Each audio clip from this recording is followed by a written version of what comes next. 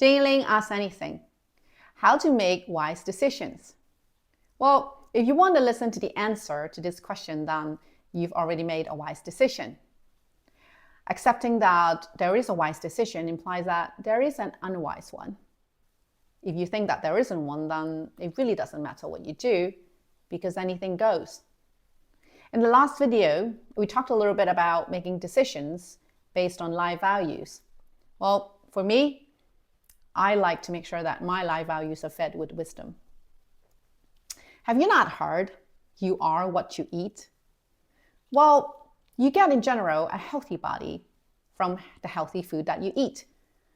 Our souls are the same way. They are created to worship the things that we read and the things that we watch. Because frankly, we read with our heart and we read with our mind. We hardly notice that, do we? I mean, maybe because, going back to the food analogy, we never notice that our bodies have been fed unhealthily until we start to get sick. In the last video, my friend asked me, what does going to the end and working backwards in making decisions look like?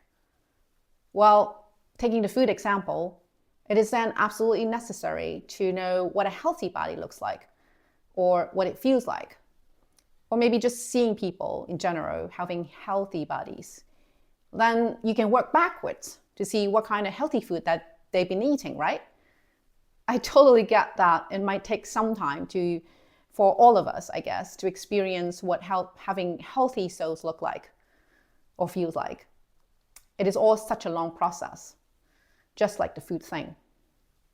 I think for me, the beginning of wisdom is a reference for my God. And in Jeremiah 15:16, it says that his word are found and I eat them. And then it will give joy and delight to my heart. Well, the next time you decide whether your decisions are wise or unwise, I think better check in what you've been feeding your soul. Jingling asks anything. Life questions, Bible answers.